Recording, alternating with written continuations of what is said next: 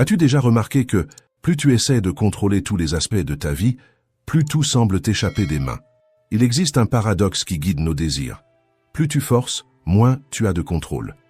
Nous passons nos journées à courir, à essayer de tout contrôler en même temps, à appuyer sur des boutons dans toutes les directions, en espérant que quelque chose fonctionne, même sans comprendre le système. Nous appelons cela de l'effort, de la discipline, de la responsabilité, alors que bien souvent ce n'est qu'une dépendance au contrôle. Oui, cela paraît contradictoire, mais c'est précisément là que réside le secret. Ce n'est pas la tension qui soutient une vie bien vécue, c'est le calme. Marc Aurèle a écrit quelque chose de simple, limite-toi au présent. Non pas parce que l'avenir n'a pas d'importance, mais parce qu'un esprit trop sous pression perd le présent. Ce que tu désires ne vient pas de la pression continue, ni d'un esprit en état d'alerte permanent. Cela naît de ta capacité à rester calme, comme un lac serein, où l'eau immobile reflète avec clarté ce qui se trouve au-dessus. Le véritable pouvoir naît de la capacité à se détendre sans renoncer, à agir sans désespoir. Un esprit agité est comme une eau turbulente, rien ne s'y reflète correctement. Un esprit serein perçoit des chemins, des solutions et des opportunités que la précipitation ne permet jamais de voir. La philosophie stoïcienne le dit clairement depuis des siècles. La force réside dans la sérénité. Quand tu te détends à l'intérieur, tu ne deviens pas faible, tu deviens lucide. Et la lucidité change les décisions. Les décisions changent les résultats. Les stoïciens appelaient cela amor fati, accepter le rythme de la vie sans renoncer à la responsabilité de ses propres choix. C'est agir avec le courant et non contre lui. C'est cela que tu vas apprendre ici. Dans cette vidéo, je vais te montrer des principes stoïciens, pratiques et applicables pour avancer sans te détruire intérieurement. Maintenant, commençons. L'art du désir. Plus tu désires quelque chose, plus cela semble t'échapper des mains. C'est le paradoxe qui rend beaucoup de gens fous. Les stoïciens avaient compris quelque chose que la psychologie commence aujourd'hui à confirmer. Le problème n'est pas le désir, mais l'attachement qui se crée autour de lui. Épictète, qui est passé de l'esclavage à l'un des plus grands philosophes de l'histoire, enseignait que la véritable richesse ne consiste pas à accumuler des choses, mais à réduire la dépendance émotionnelle à ce qui n'est pas sous ton contrôle. À partir du moment où quelque chose devient indispensable à ton bonheur, tu perds l'équilibre. Quand tu restes entier même sans cela, tu gagnes en force. Avoir peu de désir ne signifie pas renoncer à la vie, ni abandonner ses ambitions. Cela signifie savoir faire la différence entre vouloir quelque chose et en avoir besoin pour se sentir complet. Quand tu as besoin, tu crées de la tension. Quand tu désires avec détachement, tu crées de l'espace. Désirer sans avoir besoin, c'est ce qui transforme l'anxiété en magnétisme. Pense aux personnes de ta vie qui semblent t'attirer les opportunités naturellement. En général, ce ne sont pas celles qui passent leur temps à se plaindre de ce qui leur manque, ni celles qui passent la journée entière à publier des affirmations désespérées sur les réseaux sociaux, en essayant de convaincre le monde et elles-mêmes qu'elles vont bien. Ce sont des personnes qui tiennent leur désir avec légèreté, comme on tient un papillon posé dans la paume de la main, sans serrer, sans peur, sans chercher à contrôler. Elles veulent que de bonnes choses arrivent, mais elles ne placent pas leur valeur personnelle dans le résultat. C'est ce que les stoïciens appelaient l'indifférence préférée. Tu préfères le succès, tu préfères l'amour, tu préfères l'abondance. Mais ta paix intérieure ne dépend pas de l'arrivée de ces choses. Ton bonheur n'est pas otage de ce qui se passe à l'extérieur de toi, et c'est précisément cette posture qui crée une force discrète, mais extrêmement puissante. Parce que les personnes et les opportunités sentent quand quelqu'un n'agit pas à partir du manque. Quand tu pratiques le désir détaché, tu cesses d'émettre de l'urgence, cette énergie qui presse, qui exige, qui repousse, et tu commences à agir à partir d'un état intérieur de confiance et de suffisance. Même avant qu'un résultat concret n'apparaisse, quelque chose change déjà clairement. Tes décisions ne naissent plus de la peur. Et des décisions prises avec clarté et confiance produisent presque toujours de meilleurs résultats. Le véritable tournant se produit quand tu dis « j'aimerais vraiment que cela arrive » et que malgré tout, tu prends des actions cohérentes et inspirées dans la direction de ton objectif. Mais que tu complètes intérieurement, si cela n'arrive pas exactement comme je l'ai imaginé, je reste entier. Ce n'est pas renoncer, C'est une maturité émotionnelle. C'est une croissance réelle. Grandir, c'est comprendre que la vie, bien souvent, perçoit des possibilités que ta vision actuelle n'atteint pas encore. Il existe un champ bien plus vaste de possibilités lorsque tu lâches le contrôle et que tu fais confiance au processus. Pratique cela aujourd'hui. Amène à ton esprit ton plus grand désir, respire profondément et dis avec honnêteté que cela arrive ou quelque chose d'encore meilleur. Ressens comment cette phrase allège la pression intérieure, détend le corps et ouvre de l'espace pour de nouvelles possibilités. Laisse cette idée pénétrer ton esprit et ton cœur et partage dans les commentaires, si cela a du sens pour toi. Je choisis la paix, pas le désespoir. Le magnétisme du moment présent. Ton esprit passe probablement toute la journée partout, sauf là où ton pouvoir existe réellement, ici et maintenant. La plupart des gens vivent mentalement divisés entre deux lieux qui n'existent pas, un futur qui n'est pas encore arrivé ou un passé qui ne peut plus être changé. C'est comme essayer de conduire en regardant seulement dans le rétroviseur ou seulement vers l'horizon, en ignorant complètement la route devant toi. Mais les stoïciens ont compris quelque chose d'essentiel. Toute la vie réelle se déroule dans le moment présent, et toute création naît d'ici. Quand tu n'es pas ici, tu perds la magie. Sénèque a écrit « Le véritable bonheur est de profiter du présent ». Et ce n'est ni de la poésie, ni une philosophie abstraite. C'est un principe pratique et observable de la vie. Quand ta conscience est totalement présente, tu perçois des opportunités qu'un esprit dispersé ne voit tout simplement pas. Tu perçois le ton d'une conversation, un détail dans l'environnement, une pause qui change tout. Tu aurais ignoré ce commentaire anodin qui mène à ta prochaine grande opportunité. Tu ressens l'élan de prendre un chemin différent pour rentrer chez toi et, sur ce trajet, tu rencontres la bonne personne, la bonne idée ou l'intuition qui débloque quelque chose à l'arrêt depuis des mois. Mais voici le point que beaucoup ne comprennent pas à propos de la présence. Il ne s'agit pas seulement d'attention, il s'agit d'énergie. Quand tu es véritablement présent, tu lâches le poids du regret et de l'anxiété, et tu commences à fonctionner depuis ton état le plus clair et le plus disponible. Cette énergie est profondément attirante, pour les personnes comme pour les circonstances.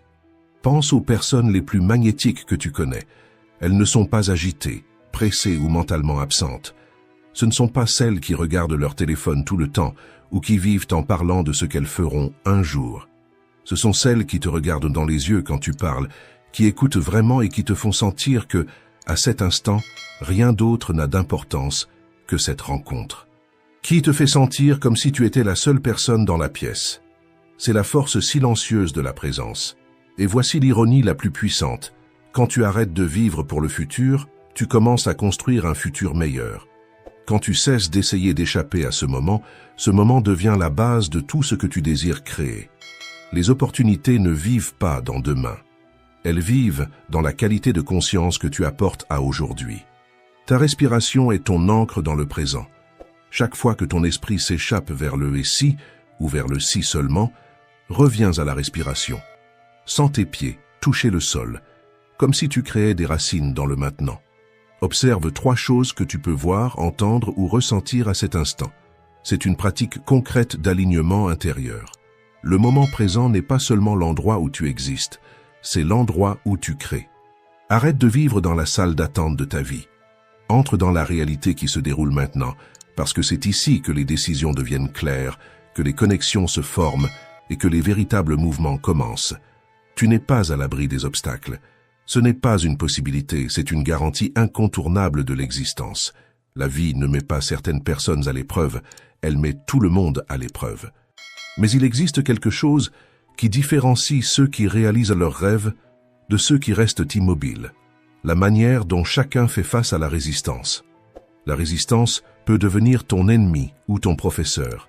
Et ce choix se fait exactement au moment où quelque chose ne se déroule pas comme tu l'avais prévu.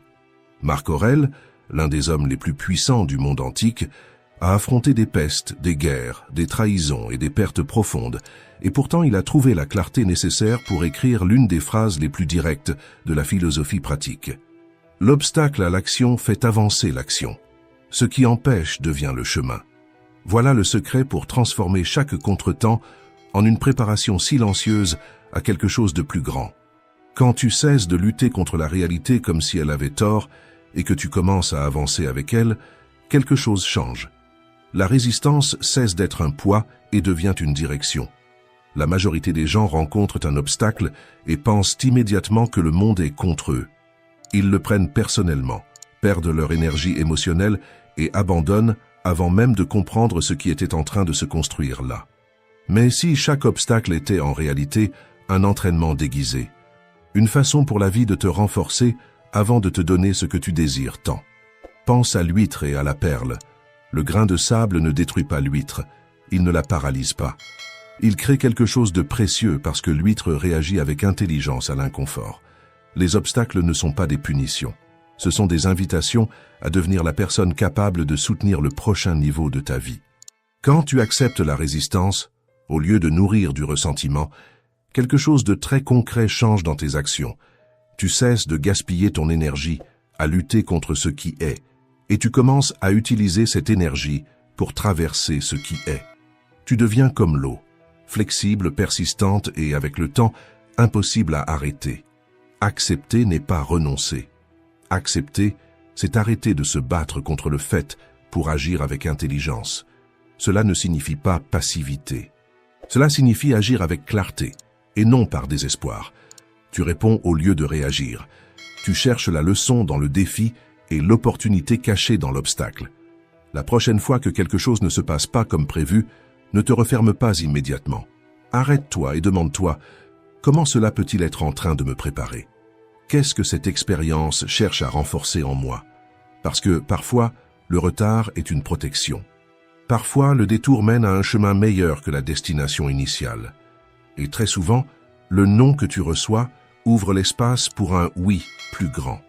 Fais confiance au processus, même lorsque tu ne vois pas encore l'ensemble du tableau. La vie voit des courbes que tu n'as pas encore atteintes. Le pouvoir de l'autorité intérieure. Tu as remis ton pouvoir à tout et à tout le monde autour de toi. Et c'est pour cela que ce que tu désires semble toujours à quelques pas hors de portée. Non pas parce que le monde serait contre toi, mais parce que ta stabilité émotionnelle a été placée entre les mains du monde. Les stoïciens ont découvert quelque chose de simple et de décisif. La véritable transformation commence lorsque tu récupères ton autorité intérieure et que tu cesses de permettre aux circonstances extérieures de commander ton état intérieur. Épictète enseignait que personne ne peut te blesser sans ta permission. Ce n'est pas seulement de la résilience émotionnelle, c'est un changement profond de position intérieure. Chaque fois que tu penses « je ne peux pas être heureux tant que cela n'arrive pas » ou « je ne me sentirai bien que lorsque cela changera », tu remets, sans t'en rendre compte, les clés de ton royaume à quelque chose d'extérieur. C'est comme dire « ma paix est en dehors de moi ». Et vivre ainsi est épuisant. Ton humeur commence à dépendre du comportement des autres. Ta confiance oscille en fonction du solde de ton compte bancaire. Ta valeur monte et descend selon les compliments, les mentions, j'aime ou la reconnaissance. C'est comme vivre attaché par des fils invisibles, où chaque commentaire, chaque résultat et chaque imprévu te tire dans une direction différente. Et le plus dangereux, c'est que cela semble normal, parce que beaucoup de gens vivent ainsi. Mais lorsque tu récupères ton autorité intérieure, tu gagnes en conscience. Tu réalises que ta paix, ta joie et ton sentiment d'abondance sont des décisions intérieures et non des récompenses extérieures.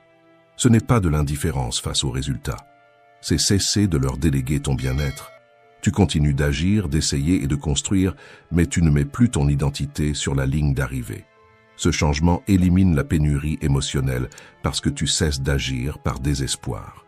Quand tu sais que tu peux aller bien indépendamment des circonstances, tes choix deviennent plus lucides et plus solides parce que ta valeur n'est plus en jeu. Tu deviens plus authentique et cela se ressent. Les gens sentent quand quelqu'un ne mendie pas la validation. C'est comme entrer dans une pièce sans avoir besoin de prouver quoi que ce soit. La posture parle avant les mots. C'est pour cela que les opportunités ont tendance à aller vers ceux qui ne les poursuivent pas avec anxiété. Le succès s'approche souvent de ceux qui n'en ont pas besoin pour se sentir entiers. Celui qui agit à partir de l'autorité intérieure crée une force silencieuse qui attire, au lieu de repousser. Commence à pratiquer cela aujourd'hui. Avant d'ouvrir les réseaux sociaux, avant de regarder ton compte bancaire, avant de chercher la moindre approbation, fais une pause consciente et demande-toi, comment est-ce que je choisis de me sentir maintenant? Honore ce choix. Parce que le monde extérieur reflète toujours le monde intérieur. Change ta position intérieure, et l'extérieur se réorganise. Ressens ce pouvoir grandir en toi, et engage-toi envers lui. Partage dans les commentaires. Je suis l'auteur de ma propre expérience. L'art de la non-action stratégique. Cela peut sembler contradictoire, mais à de nombreux moments, l'attitude la plus puissante que tu puisses adopter est de ne rien faire du tout. Les stoïciens ont compris quelque chose que notre culture, obsédée par le mouvement, a oublié. Il existe une différence claire entre être occupé et être efficace, entre agir par anxiété et agir avec direction, entre forcer les actions et permettre à l'action juste de mûrir.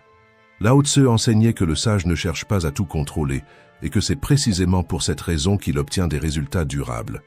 Parfois, ta plus grande avancée ne vient pas de faire davantage, mais de cesser d'interférer avec ce qui est déjà en mouvement. Nous vivons dans une culture qui confond action et progrès. Une grande partie de ce que nous appelons action n'est en réalité que de l'anxiété déguisée en productivité. Nous répondons trop vite, nous décidons trop tôt, nous parlons quand nous devrions encore observer. Nous restons occupés parce que le calme nous met mal à l'aise, parce que s'arrêter donne l'impression de perdre le contrôle, et alors nous continuons d'avancer par peur. Le paradoxe est simple, cette énergie frénétique finit souvent par éloigner exactement ce que nous essayons d'attirer. La non-action stratégique n'est ni de la paresse, ni l'abandon de tes objectifs. C'est la capacité de reconnaître que tu as déjà fait ta part, et qu'insister au-delà de cela devient de l'ingérence, pas de l'effort. C'est comme planter une graine. Après l'avoir enterrée, creuser tous les jours pour voir si elle a poussé n'accélère pas le processus. Cela ne fait que détruire la racine. Certaines choses ont besoin de germer loin de tes yeux, dans le silence, au bon moment, sans pression. Pense à un maître d'échecs. Il ne déplace pas des pièces pour donner l'impression d'être actif. Il observe l'échiquier, lit le rythme de la partie et attend le moment exact, même si cela signifie paraître immobile pendant que l'autre se précipite. La patience devient pouvoir. La retenue se transforme en avantage. Dans la vie réelle, cela apparaît lorsque tu cesses d'insister dans une conversation improductive, lorsque tu arrêtes de trop expliquer, lorsque tu ne réagis pas à une provocation, ou lorsque tu choisis de ne pas agir au sommet de l'émotion. Ces pauses ne te retardent pas, elles te protègent. En apprenant l'art de la non-action stratégique, tu cesses de t'épuiser avec des mouvements qui consomment de l'énergie, mais ne produisent pas de véritable avancée. Tu commences à faire davantage confiance à ta perception, à sentir quand agir et quand reculer est le mouvement le plus intelligent. Et, très souvent, en attendant, tu perçois quelque chose d'essentiel. L'espace que tu as créé était exactement ce qui manquait pour que la solution apparaisse.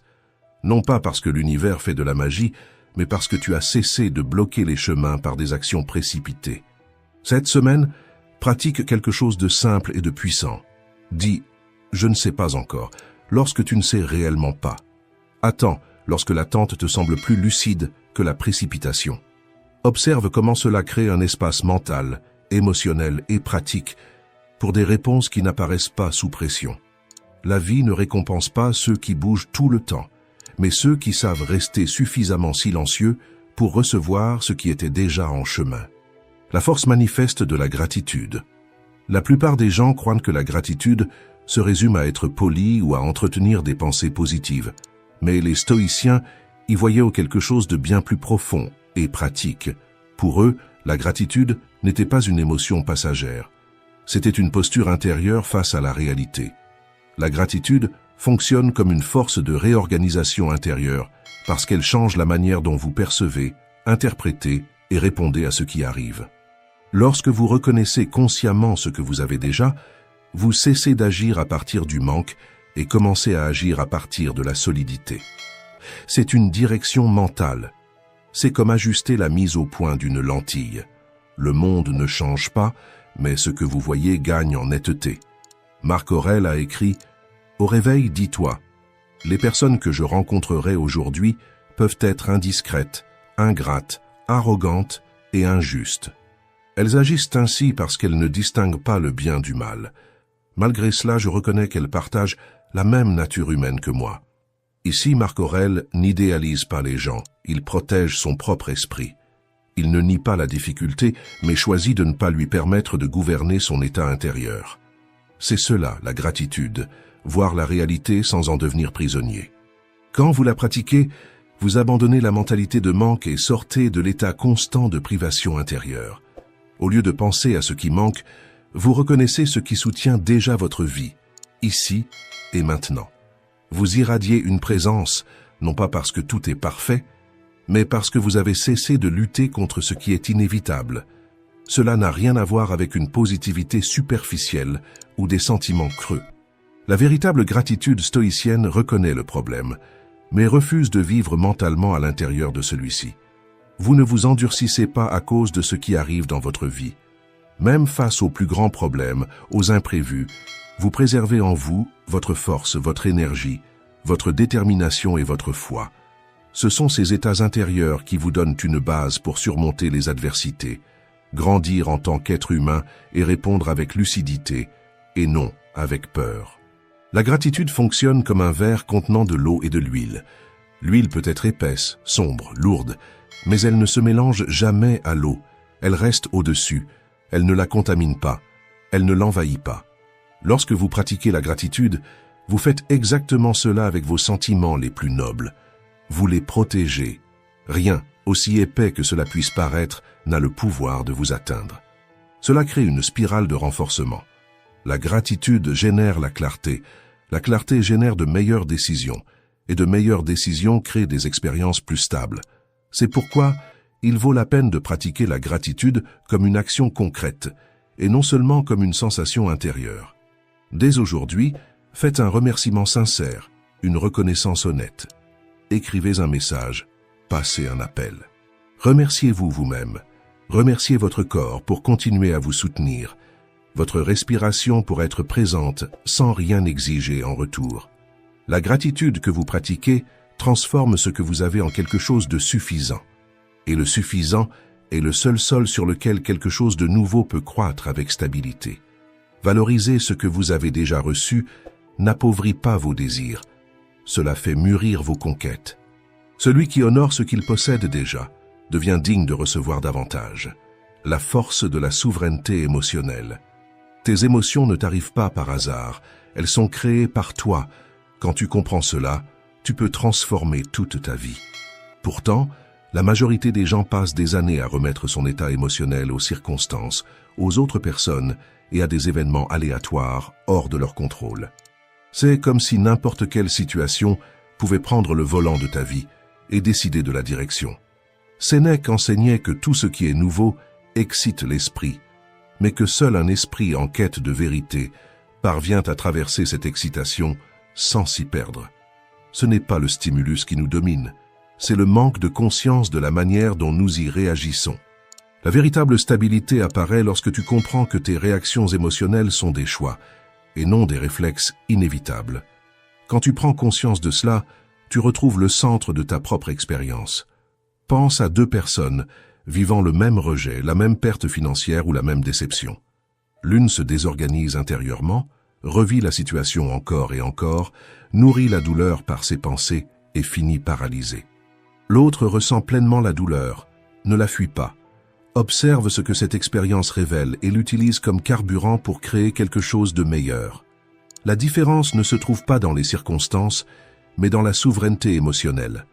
C'est la différence entre être emporté par le courant et apprendre à nager à l'intérieur de celui-ci. La souveraineté émotionnelle ne consiste pas à réprimer ses sentiments ni à feindre la force. C'est permettre à l'émotion d'exister sans lui permettre de prendre le contrôle de toi. Tu reconnais la colère sans devenir agressif. Tu reconnais la tristesse sans en faire une identité. Tu ressens la peur sans la laisser décider à ta place. C'est à ce moment-là que l'émotion cesse d'être une prison et devient une énergie. Parce que lorsque tu as une maîtrise intérieure, tes émotions deviennent une matière première pour des choix plus intelligents. Tu choisis ce que tu crées lorsque tu choisis le calme au milieu du chaos. C'est comme régler le feu. Hors de contrôle, il détruit.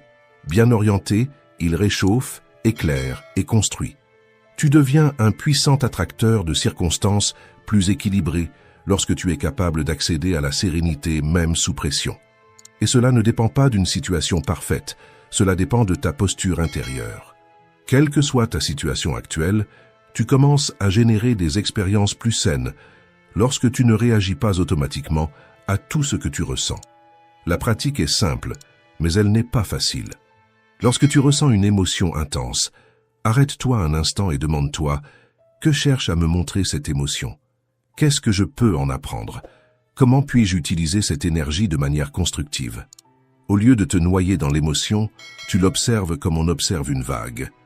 Elle arrive, elle grandit et inévitablement elle passe. Alors, fais un choix conscient concernant le temps que tu resteras dans cet état émotionnel et ce que tu feras de l'énergie qu'il te fournit. Parce que rester prisonnier d'une émotion est une décision répétée et non un accident isolé. Tes émotions sont des messagères, pas des maîtresses. Elles existent pour informer, pas pour gouverner. Elles ne doivent pas contrôler tes décisions ni déterminer ton destin lorsque tu maîtrises ton monde émotionnel. Lorsque tu gouvernes tes émotions, tu gouvernes ta vie. C'est le véritable pouvoir, silencieux, solide et durable. Dis-le avec clarté, non comme une affirmation vide, mais comme une décision consciente.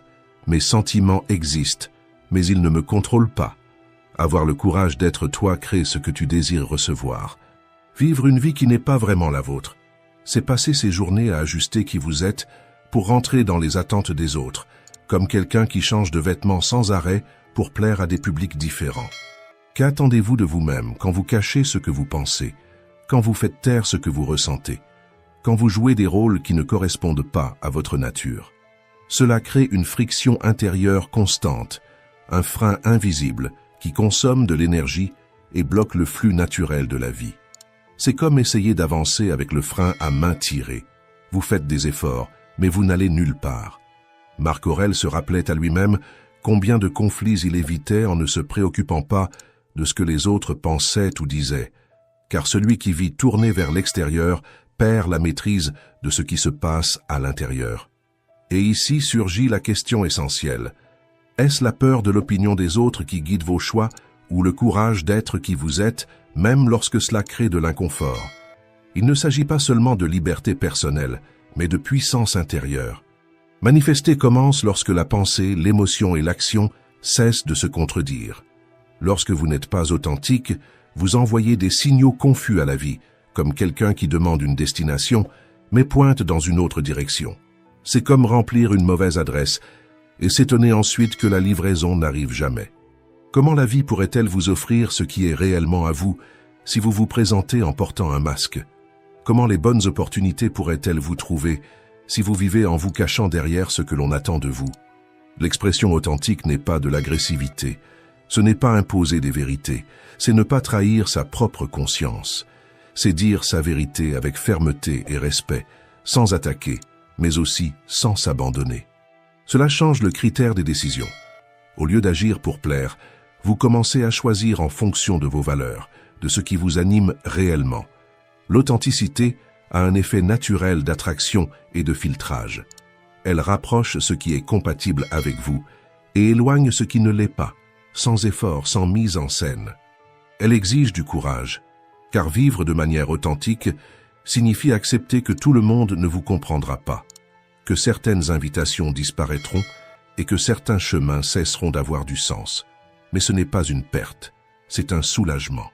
Car seul votre vrai vous est assez fort pour soutenir une vie qui ne pèse pas à l'intérieur. Tout ce qui vous est destiné répond à votre vérité, pas au personnage que vous avez créé pour plaire. Ou bien vous continuez à répondre aux attentes extérieures, ou bien vous commencez aujourd'hui un dialogue honnête avec vous-même. Choisissez une décision petite, mais réelle. Choisissez ce que vous voulez vraiment, pas ce qui semble le plus acceptable. Observez comment cela change votre posture, votre énergie et vos choix, et comment, à partir de cet alignement, de nouvelles possibilités commencent à apparaître avec plus de naturel. Fais confiance au temps de la vie. Le principe stoïcien final, et peut-être le plus profond de tous, ce n'est pas la précipitation, c'est l'apprentissage. Faire confiance au temps divin, c'est comprendre que les choses arrivent quand elles doivent arriver, et non quand ton désir immédiat l'exige. Ce n'est pas une attente passive, c'est une foi active. C'est agir avec discipline dans le présent et, en même temps, relâcher l'anxiété liée aux résultats. Marc Aurèle a écrit « Accepte les choses auxquelles le destin t'unit et aime les personnes que le destin place sur ton chemin. » Pour les stoïciens, l'univers n'était ni chaotique ni injuste. Il était rationnel, organisé et porteur de sens. Tout avait une fonction, même lorsque cette fonction n'était pas encore visible pour un esprit impatient. Et c'est justement l'impatience qui devient souvent la plus grande ennemie de ce que tu désires construire. Quand tu exiges que tout se passe selon ton propre timing, tu crées de la tension. Et là où il y a de la tension, le flux se brise. Forcer les résultats, c'est comme tirer un fruit encore vert de la branche. Il tombe bien dans ta main, mais il n'est pas encore prêt à être savouré. En résistant au cours naturel des événements, tu perds de vraies opportunités, parce que tu restes prisonnier d'un seul résultat et tu commences à rejeter des chemins qui ne ressemblent pas à ce que tu avais imaginé. Et beaucoup de bénédictions arrivent déguisées en détours.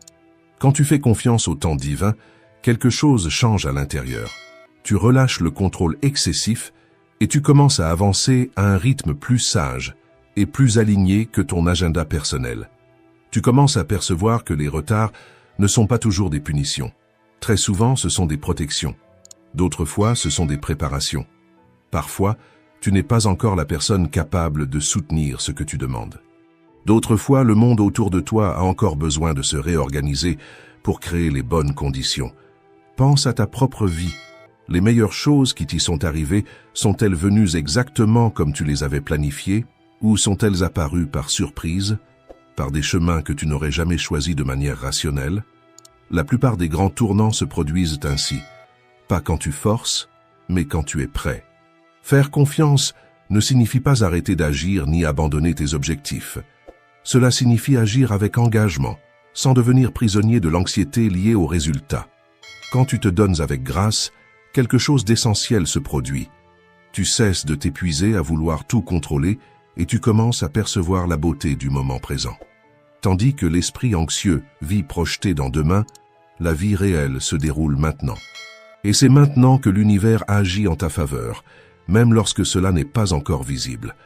Les stoïciens ne parlaient non pas de manifestation comme le fait le développement personnel moderne, mais ils ont compris quelque chose de fondamental.